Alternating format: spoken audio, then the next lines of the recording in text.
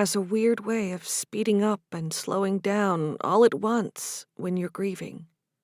It had been 89 days since a sniper, I believe it was an order member, took Desmond from us.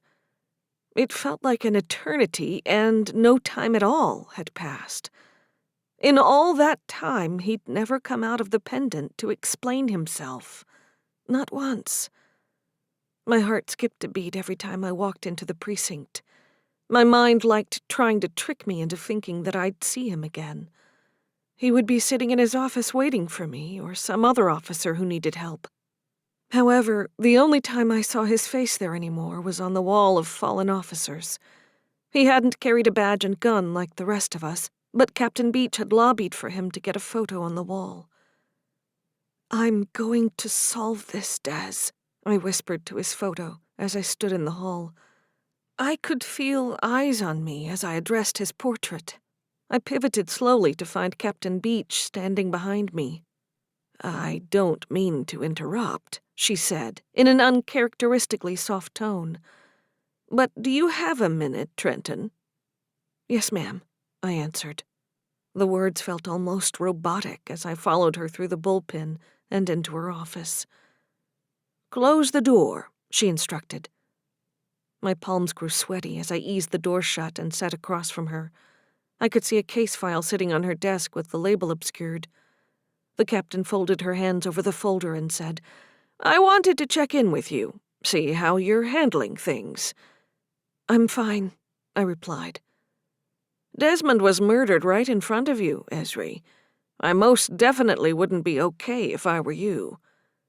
"He's not the first person I've lost," I answered, averting my gaze. "I know you lost your mother when you were young." "Really, Captain, I'm fine. I've got Jackie, my dad, and fiancé that I can lean on, and the best place for me to be is right here, doing my job, like he'd want." She leaned back in her chair and regarded me in silence. Once upon a time, I would have shrunk under that gaze. I could still remember the feeling of having my badge and gun taken from me 9 months ago in this very office. The tiny hairs on the back of my arms stood on end as nervous energy bubbled just below the surface. A hint of strawberry wafted up to my nose, signaling my magic was ready to lash out at whatever was coming for me. I clenched my teeth, forcing my power back into check. "I appreciate your dedication to the job. That's why I called you in here." She uncovered the case file and turned it to reveal Desmond's name. "I'm afraid we've officially classified his case as a cold case." "No, Captain, you can't," I protested. "I'm sorry, Trenton. Without any leads to go on, we've hit a dead end." "Have they reviewed the video footage from the bank?" "You know they have," she answered. "What about the bullet? They recovered it, right?" "It doesn't match anything in the system. I'm sorry. Unless you have any new information that you haven't already shared with the detectives assigned to the case, I'm afraid it's out of my hands." I opened my mouth to protest more, but closed it. I'd told the officers assigned to the case everything I could remember right after it happened. Even so, that didn't mean I didn't have more information to give them. I hadn't gone combing through my memory of that day. Part of me wanted to believe it was too painful to relive, while another piece insisted that I didn't need to go that route, because Desmond would show up and fill me in on everything.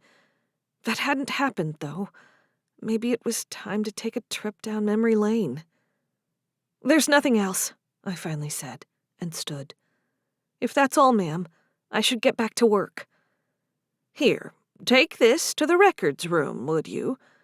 She passed me the file, and I held it tight. I could feel the bulge of a thumb drive inside. "Sure thing." I retreated to my desk and grabbed my jacket, pocketing the drive. I had a stop to make before it, and the file ended up in records. Jackie appeared carrying 2 coffees. "We have a case?" she asked as I breezed by her. "I'll explain on the way," I answered.